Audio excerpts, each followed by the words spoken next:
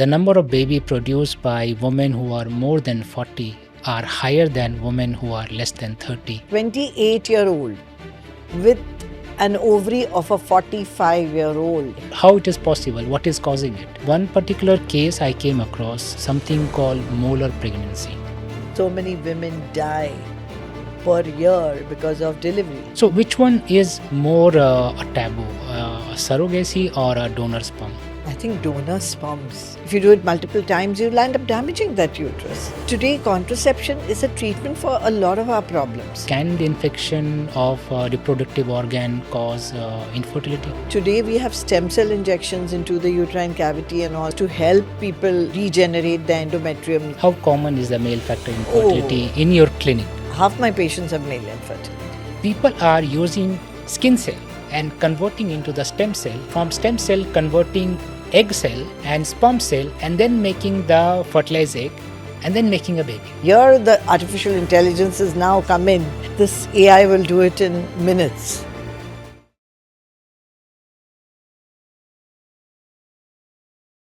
Hello everyone, welcome to this podcast, Fertility Insight with me. And today we have Dr. Nandita Palshetkar from Lilavati Hospital. She's also a founder of Bloom IVF, and she's India's renowned fertility expert, and more precisely, she's a Bollywood fertility expert. Most of the Bollywood people go to her for a fertility issue. She has become a core person for 25,000 and more couples to become parents.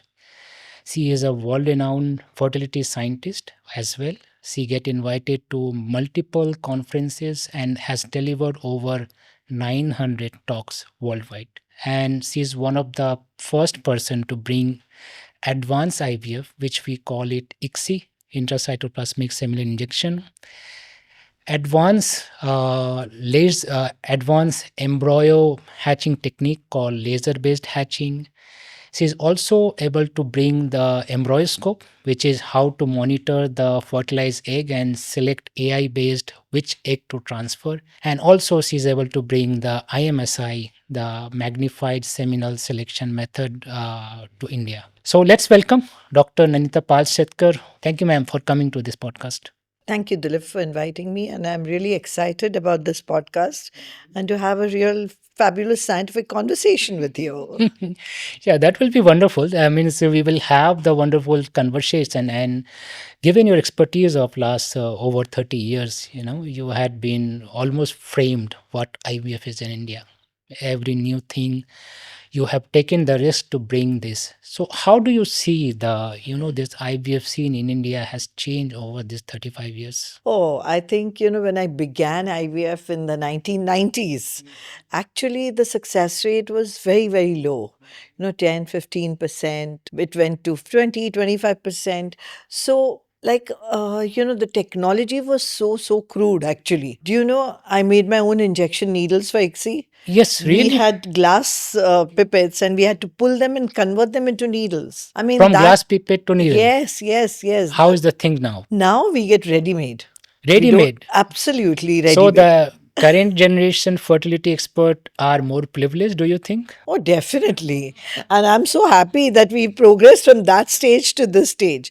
And the technology also was very crude, like basic technology, just putting the sperms and eggs together or injecting.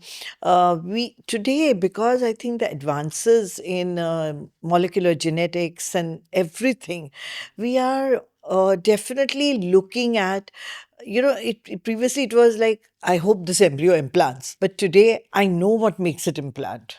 That thought process has changed.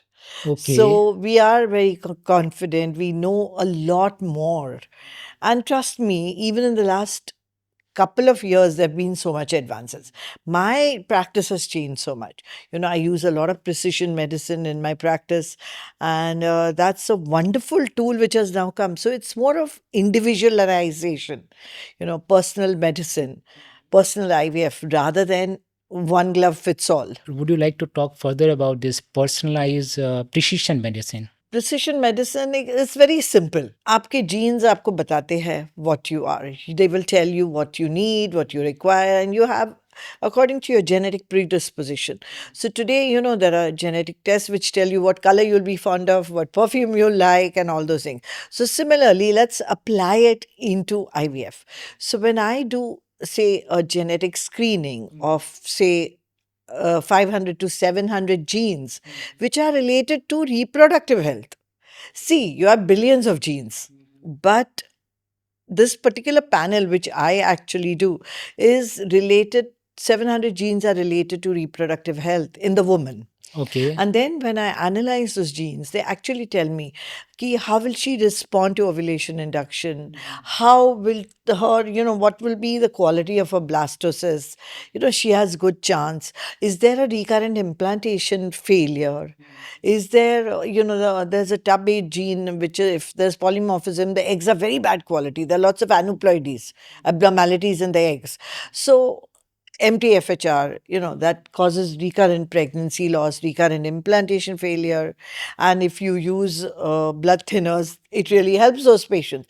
So, Okay. in a way, what we used to do till before this test actually came to me, I would treat all the patients in the same way. Give a masala, bhel puri apna chart. Kind of give everything. Once the patient has failed 1 or 2 IVF cycles, we just give a bhel puri to them. But because of this, now we can kind of individualize the patients.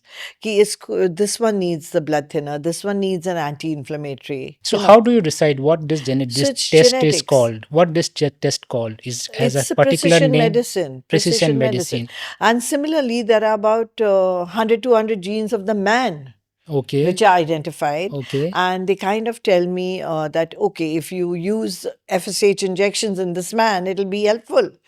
So do you test every couple coming to you It's for this expensive, genetic? so I don't do it on every Every couple. patient. But So trust me, maybe 5 years or 10 years down the line, you walk into an IVF center and they're going to first do that test. See, okay. the So it will. costs will come down. Okay. So it will It's a become a day-to-day NGS, yeah, practice. it's the NGS technology which is Hmm. used, and the costs will So definitely come next down. generation sequencing like Optima chips or something you Ah, probably. probably, yeah. But each genetic lab has their own patented probe. So, there are billions of genes. So, you can have hundreds and thousands of combinations. But obviously, the ones with the maximum impact are which are important. And each one is racing to create that perfect one. So there are a lot of advancement has happened over 35 years. Variety of you. We are making your own injection with a pipette. Now everything is coming pre-made, and still lot more things are needed. So would you like to highlight one or two methodology which had created the bigger impact in the better success rate of IVF patient? Yes, I think there are. First of all, I think in 1978, when IVF came, it was a big deal. It was as big as, the man who walked on the moon. Yes, it It was was. that big a breakthrough. And I think, after that, it was a male factor. IVF, in vitro fertilization, could not actually help the male factor. ICSI was the biggest disruption that came, because before that, all the male problems had to use a donor sperm. But today with ICSI, we can treat zero sperms. I have a fantastic results when the patient has zero sperms and we do micro TSA. That is microscopic, under the microscope, enlarge, we go in for testicular biopsy and identify those tubules which are turgid and filled with sperms. So you extract the small tissue from testis. We open the scrotum, Yeah, expose the testes, and with the microscope actually see those tubules which are turgid, and those tubules are picked up. and then you And picked then up the we sperm we from there. go to the lab and we identify. Here the artificial intelligences now come in, where they can identify the sperms in this tubules, so which my embryologist today used to take 5 to 6 hours. This AI will do it in minutes.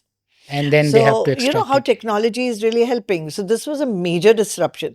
And one more thing I have to mention. Sorry, I get very passionate when I look back, it really changed lives. Let me give you an example. I had this patient, a very famous girl from Delhi, a celebrity, who came to me in October of that year. and we did IVF and everything, and she gave me 9 embryos. And that time, we are worried about hyperstimulation, so we froze the embryos.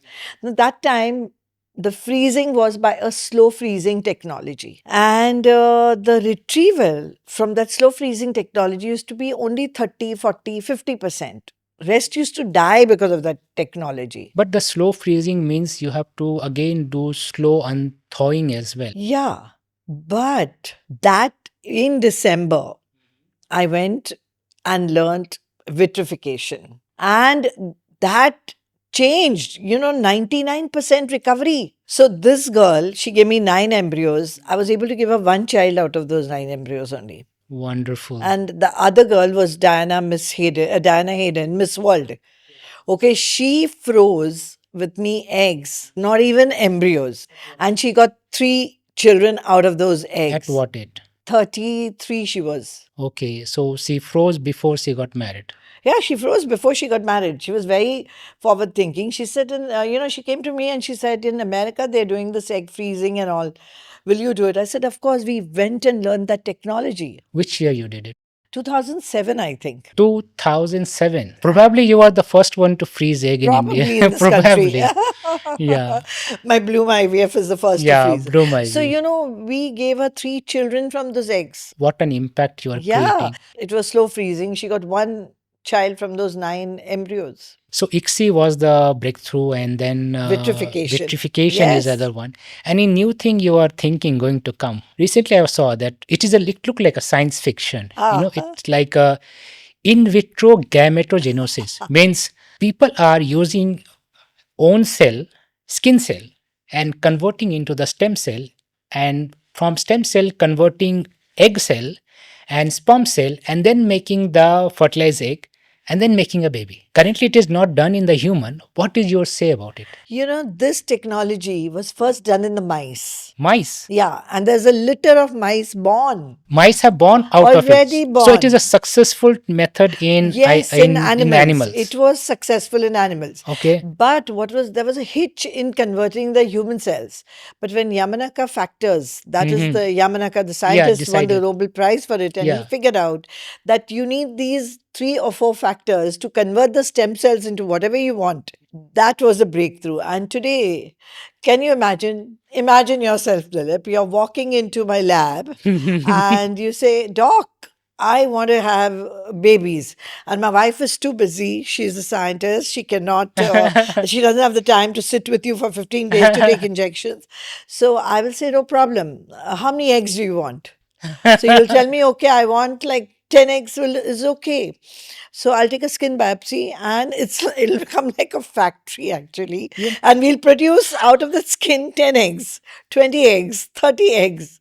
And 30 babies from my own self. And then use them, for to create babies. It is science fiction. Can you imagine? Because today, what we are struggling with getting eggs. What has happened is 1/3 of my practice today, the girls are having poor ovarian reserve. How do you test it? That they have We test it by doing a serum AMH. AMH. Yeah, it's a blood test which can be done anytime, no fasting required, any time of the period. And it actually tells you the quantity of the eggs. And also, there's another test which is a transvaginal ultrasound. We do a antral follicle count.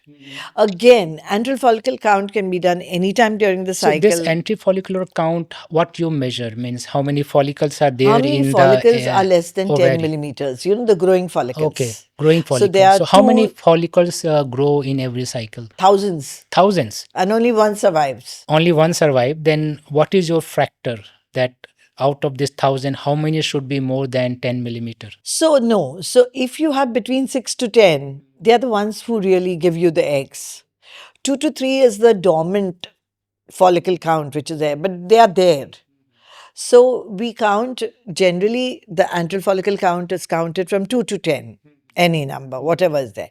And the AMH again tells us how many, like if it's less than 2 picograms per ml, it's a little less responder. Less than 1 is a poor responder.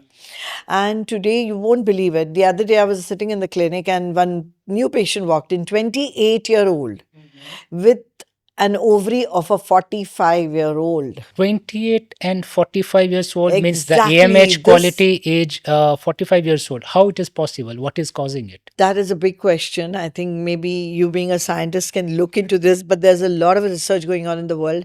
Today, as much as we know, it could be the pollution, the contamination of food, the lifestyle. Smoking causes this kind of a problem, recreational drugs, and of course, it's genetics and autoimmunity.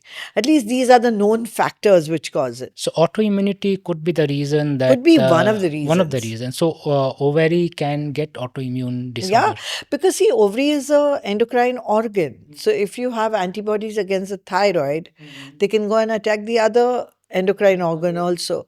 So yeah, it could be So because thyroid of, problem can also be the. yeah. Now we talked about IVG, which could be the science fiction, and hopefully, if it comes No, the today. science fiction is where we'll create the baby totally outside the body. I was hearing that someone is making the the incubator, the human incubator. There's a bio bag for the lamb. Yeah. The lamb can be grown outside the body. The premature lamb was grown outside the body so that they reach full term. So So these human things, also can be done see, in Sweden and other countries, if the baby is born at 20 weeks, we can save the baby. in 20 weeks already. 20 weeks. So that's like a 350 grams of baby. You can grow it up to 2 months in the incubators.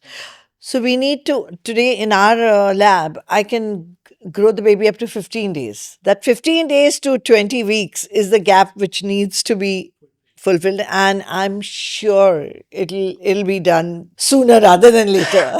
We will be Then the god then. no, but then the obstetricians will become obsolete. You'll have I don't think bioengineers, so, you have biotechnology people who will be raising children. No, I think the obstetrician gynecologists definitely will be needed. No matter how much science will advance, the doctors will be needed Yeah, going natural forward. birth will always be No, there. yeah, natural birth will always be there, so there will be cases for that. No, but see, I look at it very differently. There is a maternal mortality which we're fighting against. So many women die per year because of delivery. But that has gone down, Oh, right? in the 1980s, it was 500. Today, it's 70. So still 70 people are dying out of 1,000, No, out of 100,000. 100,000. We're That is a trying to quite get large it number.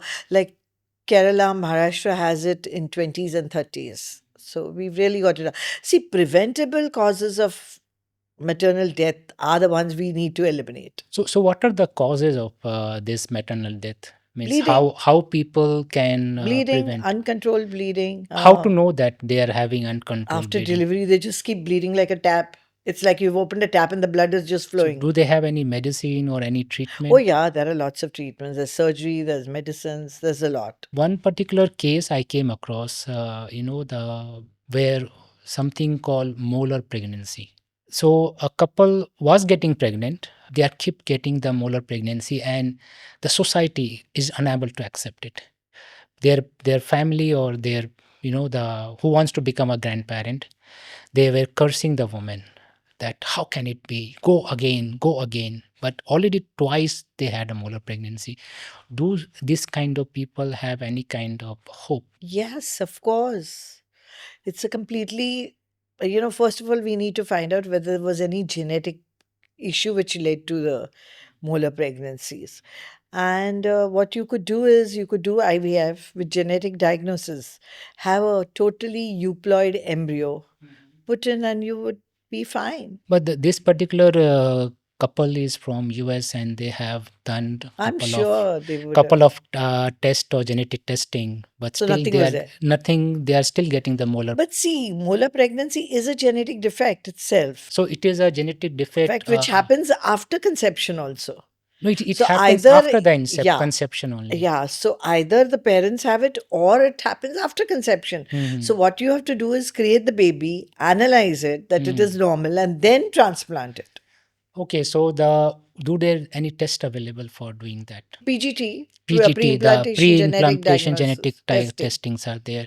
So this kind of testings are happen in All India. over the world. In fact, in America, it's very, very common. Very common. They do it at the drop of a hat. They Hmm. do it for every patient who's 35 years and above. What are the other way this women mortality can happen in the pregnancy time other than this bleeding and other thing? Oh, you mean women die because of Yeah, what? because of there are many infections There are can be leading blood to pressure, there can be blood there can be pressure. other complications of pregnancy. So there are multiple reasons. Some uterine factors, uterus doesn't contract, or there is placenta which is buried in the uterus. So all these things are there. We also come to know that there are infection are happening, right? And infection can cause couple of things. Can the infection of reproductive organ cause infertility? Of course, infection of the reproductive organ, what it does, it goes and blocks the tube. Abroad, chlamydia is very common and it does cause problems.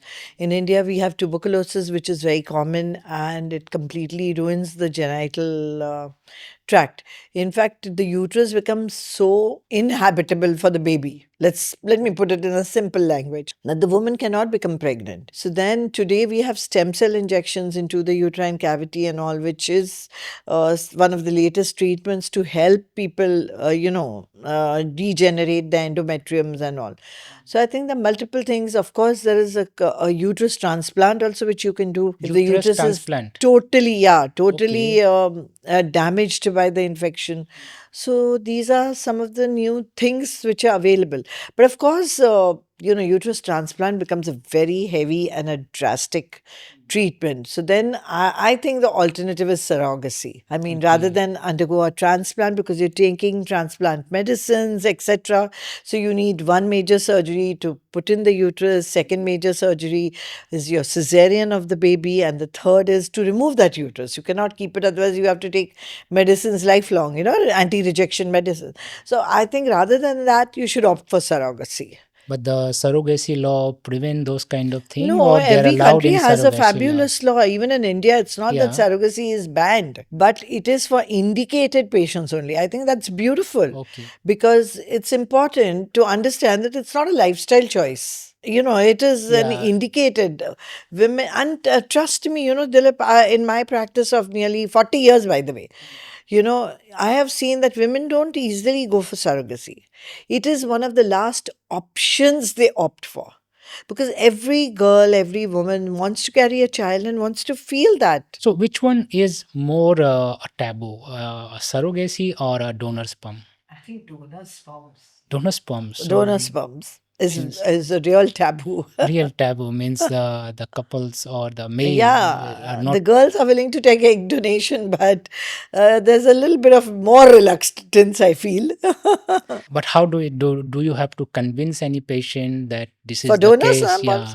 first of all, you know something. Do you know that male infertility was only established in the 1960s? Yes. Crazy, isn't It it? is crazy. Because reproductive medicine has its roots by William Harvey in the 1500s, right? And the male was supreme. There could not be any problem with Male the or god, man. you know. So I think that's why there's very little treatment available in the man, if you see. See, what we have is technology for the man. I cannot work on the man to see that he produces the sperms. But the male problem is more easily treatable. Most of the problem, the semen No, parameters and other only things. 5% of male fertility can be treated. The rest is treatable by technology, Yeah, ICSI. yeah. I'm saying ICSI. the So ICSI that's what and I'm other saying. It's thing. only technology. There's no basic science work where you can actually go and activate those testes and start them to produce sperms. You understand what I mean? No medications or anything like that. How common is the male factor infertility in your clinic? Half my patients have male infertility. The woman may also have present with concurrent problems in the woman also, male and female. But maybe if you look at it alone, male fertility is responsible, say, in 20-25% of the patient.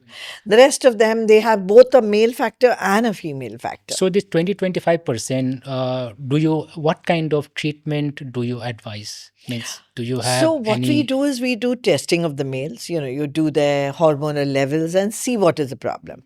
Is the problem because the brain is not secreting the hormones? It's known as hypogonadotrophic hypogonadism. Then we can give injections and actually start the sperm production. I mean, it's beautiful. It's unbelievable. Man has zero sperm, and we give him this HMG injections with HCG, and he starts producing sperms maybe in 2 to 3 weeks. And those are the sperms we can use for IVF or ICSI because itna zyada nahi hota hai. It's not that much. It probably You is a get little few. less. You get few. Yeah, but then that is male infertility for you.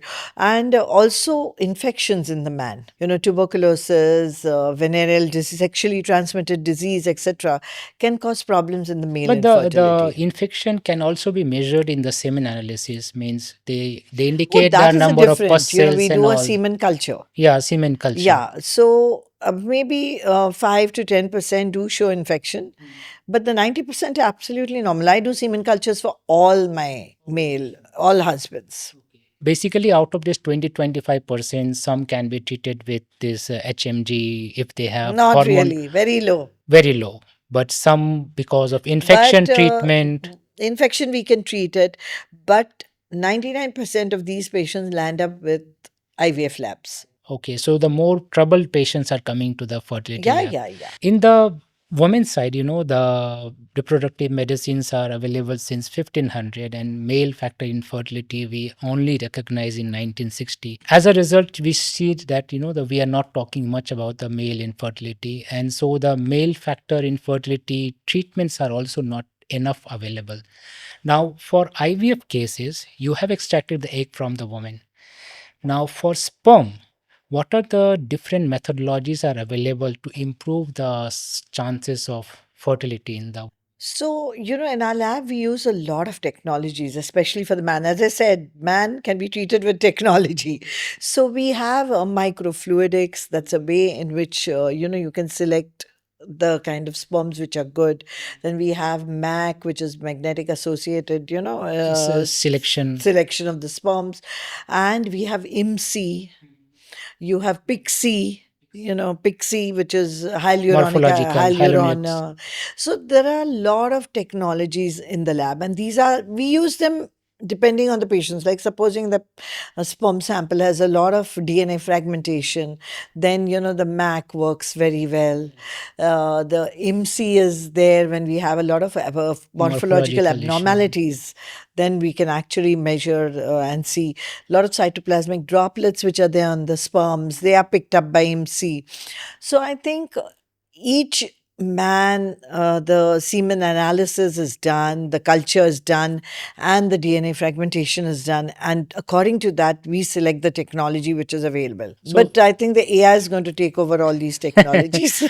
yeah, so regarding this DNA fragmentation, what are the gold standard methods are there in DNA I think fragmentation? they use the tunnel and Tunnel I don't assay. know. I'm Tunnel not that assay. much of Okay. a scientist, but I know that tunnel method is what is Mm-hmm. very precise. Mm-hmm. And they probably use that. But, we just send the semen to the lab. Okay, so I have one question. Yeah. Just now you mentioned about this, the Pixie, where hyaluronic acids are used, and the hyaluronic acid are also used in cosmetics. Skin Ah, cream.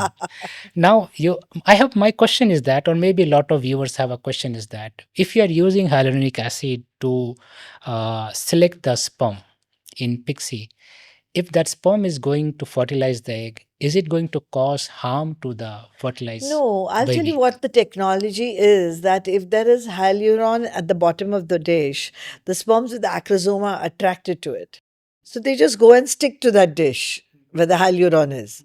And we pick up those sperms which have gone there. They're attracted to over there. Okay. So that's it. So there's no reaction as such. Okay, so the hyaluronic acid really, even if it goes inside the egg, It's natural it is because, natural yeah, because our it is a body is part of the producing. egg also. Okay, so egg also have hyaluronic acid.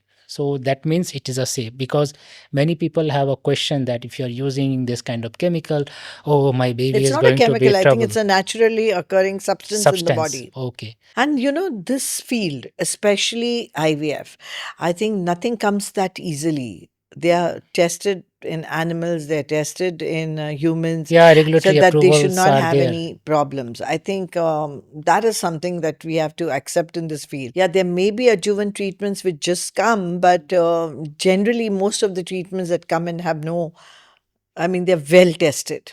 Just like you mentioned that many methods are there. Now, recently, this year, actually 2025, some news I was hearing where they are mentioning that in US, the number of baby produced by women who are more than 40 are higher than women who are less than 30 in the US. Why did we discover any miracle drugs? But what we are seeing today is that women are getting married later.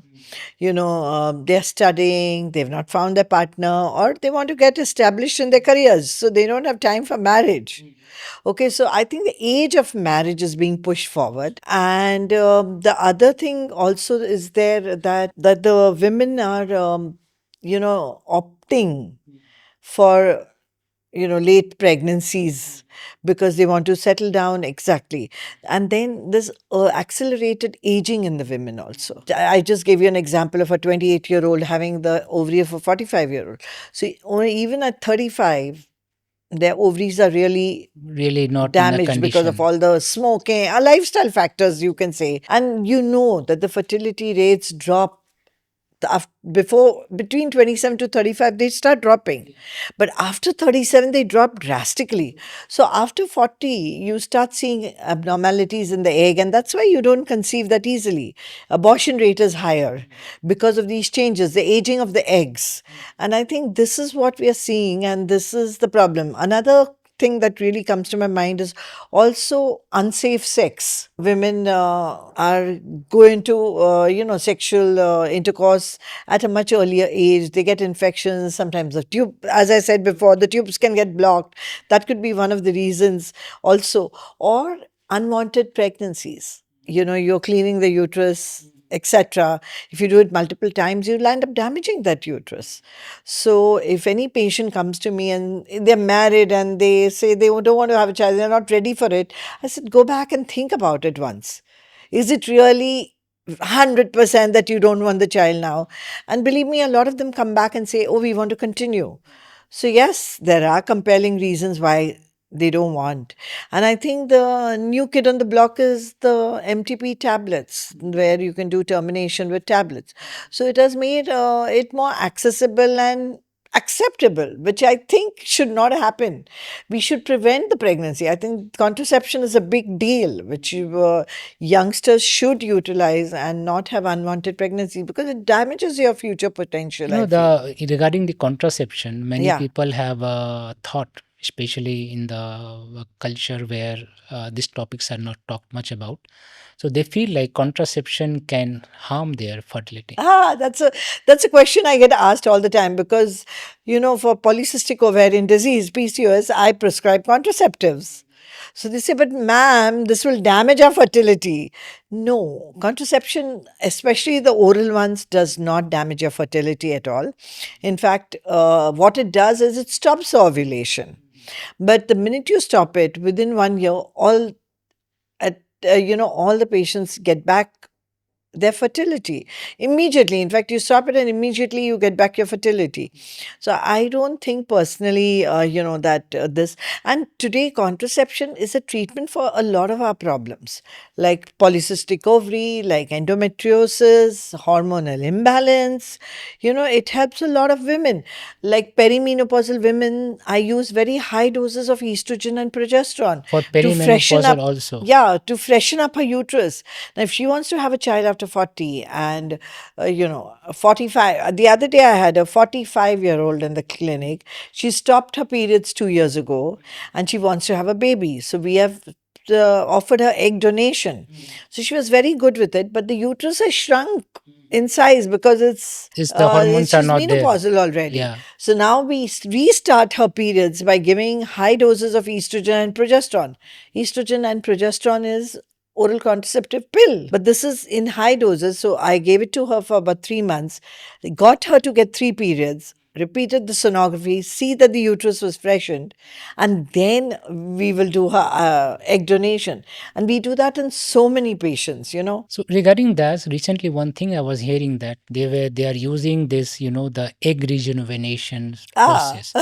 ovarian What rejuvenation. ovarian rejuvenation, and what is this? Ovarian rejuvenation is especially gaining a lot of popularity because, as I said before, one third of the patients are having ovarian aging. The 28-year-old ovary is 45. So that's aging, accelerated aging. You know, you're born with about 1 to 2 million eggs when you're born. And then by the time you start, as I told you, thousands of eggs start growing at the beginning of the period, and then only one survives, the rest of them all die. So the eggs are getting depleted. And when this depletion is complete, you get menopause. So now what has been discovered is that there are stem cells in the ovary, and these stem cells can give rise to eggs. They have the potential to give eggs. So how do you rejuvenate this ovaries? So to extract the remainder of the cells. Is it possible, now you said that stem cell is there in the ovary, is it possible that women can be able to produce a baby until 100 years? Theoretically, yes. Because, in fact, I was listening to the scientist from Mumbai.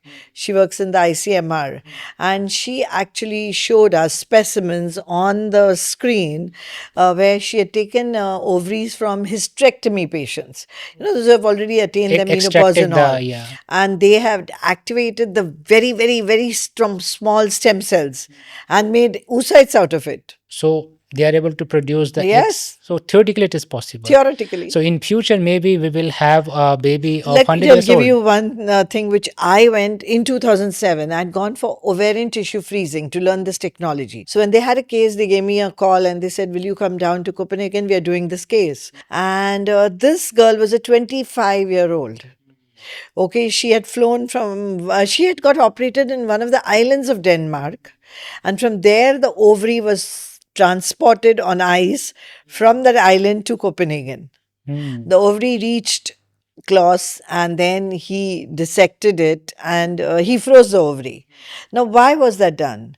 Because her mother had menopause at 35, her older sister had menopause at 32. So she removed her ovary out and froze it. So when she gets menopause early, she can use this ovary to put back into her and get at least 10 years of hormones. So instead of 25, if she gets it at 35, for till 45, she'll be fine. So Amazing. that is Yes, crazy, so you isn't have it? you have taught me a new thing called ovary freezing. We have been talking about egg freezing and now Oh, we were the ovary first freezing. ones in the country to do ovarian freezing. Okay, so it is Yeah, getting practice in India as well.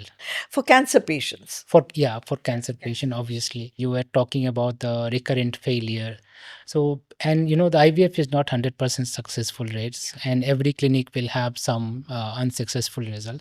So when a recurrent failure case come to you, how do you rethink about, or how do you design your treatment strategy? I think today, with a lot of the help of investigations and all, the first thing is, see, if you look at recurrent failure, there's an egg, there's a sperm, and there's a uterus. These are the three things that are involved in this. The fourth factor is the woman, her body. Remember this. You know, if she rejects the baby, what is the use of having a good egg, good sperm, and a good uterus? So there are multiple factors. So initially, we focused only on the egg and the sperm.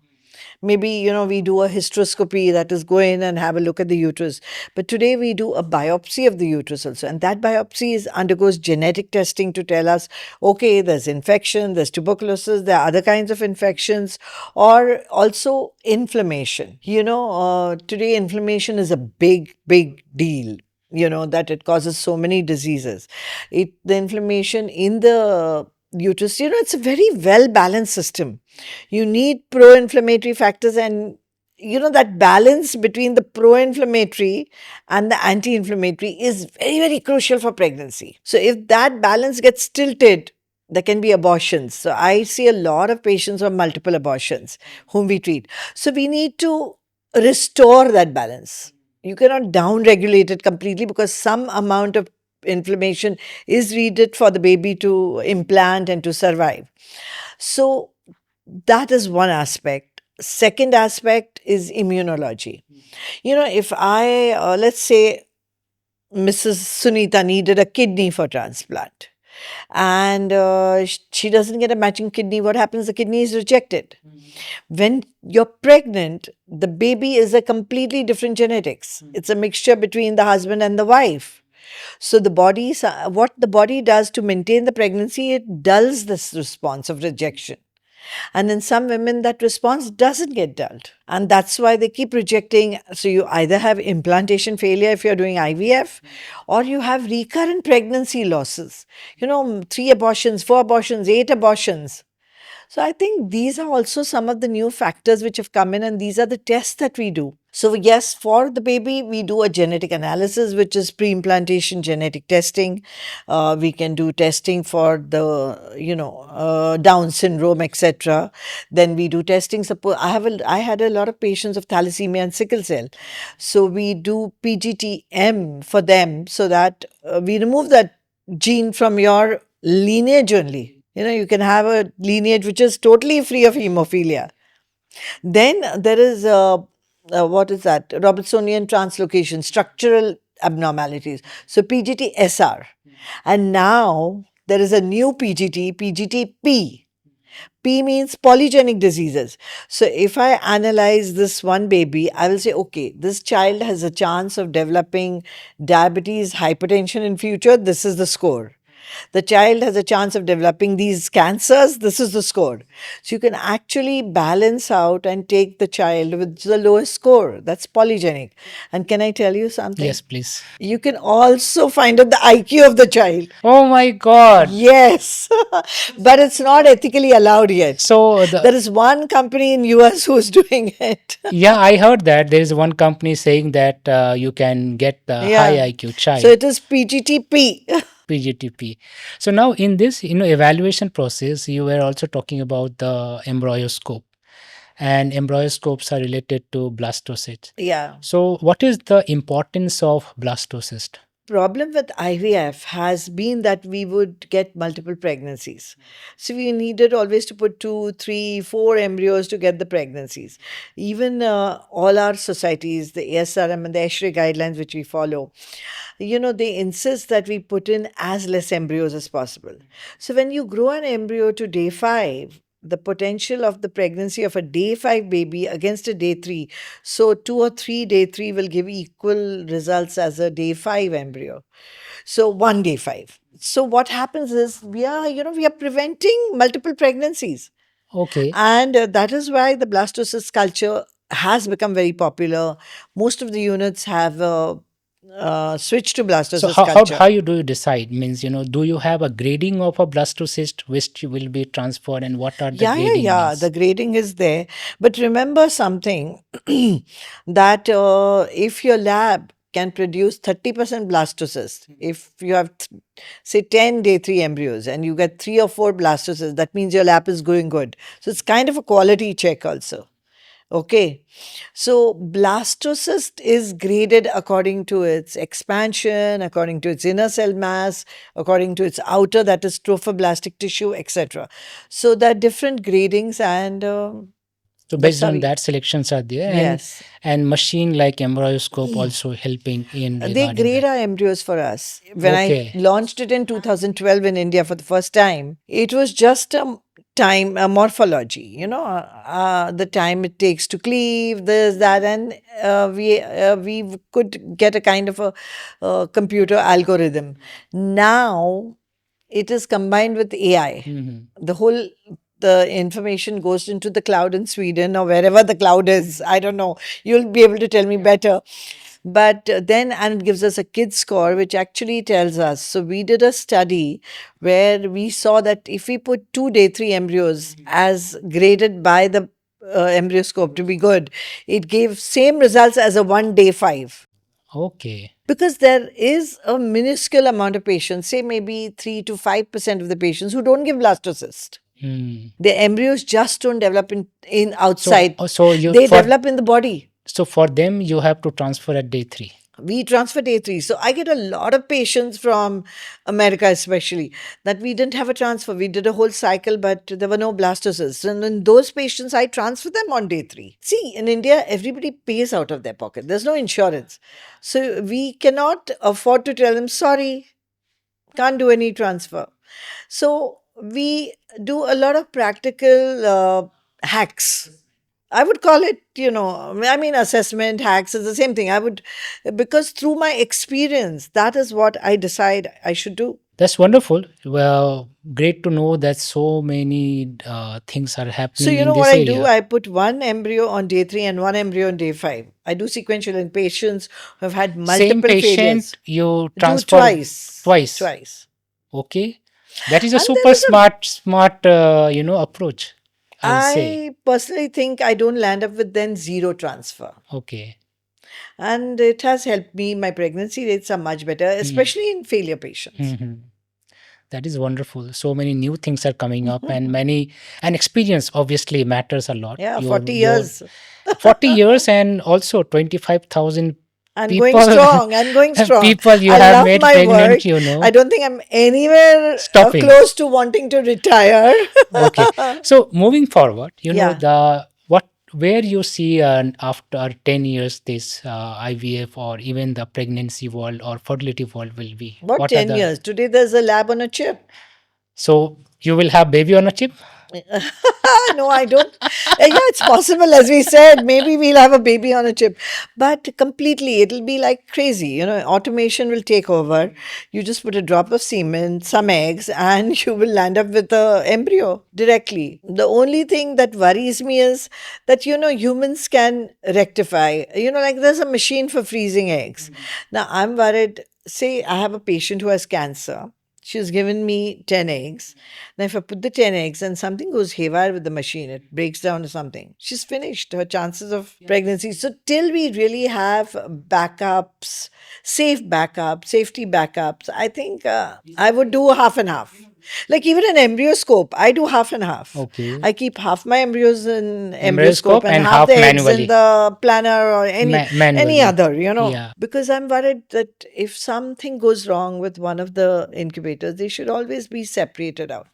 So having multiple incubators is very important in a lab. So you have multiple Of course, incubators in your yes. lab. So Yes. I think that's wonderful. this is you're dealing with something very Yeah, it precious. is it is We have important. a witness program also, IVF witness, which is so that there is no mix up that occurs of embryos and eggs. So regarding this mix up, the some because of the movies, recently the movie came, the mix up of the babies happened. How likely is the chances of mix up? See, mix ups have happened in Singapore, mix ups have happened in UK. I mean, if you look at it, these are the countries where they're very rigid about systems and all. I mean, now we have systems because of these. Like I said, the witness system, IVF witness, which I have in my labs, they tag everything of that same couple. So if by mistake you put another thing, it immediately pings, get this dish does not belong to this patient.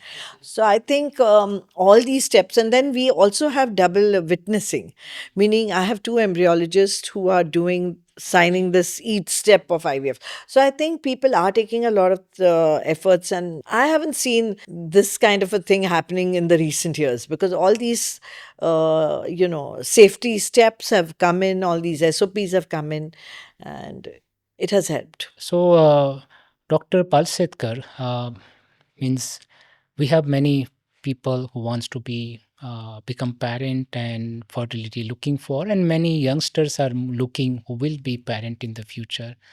What are the important thing you would like to convey to them? I would like to really, this is my favorite subject, that women, young girls, there is a biological clock which is ticking in your body. So I do a lot of egg freezing because I understand you don't want to have a child soon. You don't want to, tie yourself down so early. So then, yes, you can freeze your fertility. You can freeze your eggs and then have a baby. Some of the girls are coming at 40 plus to have Hmm. their child. Hmm. You know, you're settled, you have nannies, you can afford Everything. the nannies, and you can still continue your career. But I don't. I'm not saying that you should do it, but I feel the pressure goes off. So either have a child early if you can afford it, if you can, there's no pressures, or then at least freeze your fertility, because this technology is available. Today, if you get a heart attack, you're not going straight for a bypass surgery. You're doing the angioplasty because it's available. Yes, available. So there is a technology available to help you freeze your eggs, which will stop your biological clock from ticking. Do it. And that's the advice I give all the girls. I am a huge proponent, and I do at least 2 3 egg freezings per week. It's very high And the number. awareness has improved. People are aware. And as I told you, Diana Hayden did it in 2007, and she talked about it. And believe me, mothers brought their daughters, that this girl wants to study abroad, and by the time she comes back, she'll be 30 years old. No, so can we freeze her eggs and stuff like that? Then after that, she'll want to do her work, may not come back till she's 35 to India. So this is the conveying message to the younger woman that if you move for your career and everything, but if you are really interested to have a babies in the future, freeze your egg. So Yeah, that is a but have the takeaway. baby first if you can. Yeah.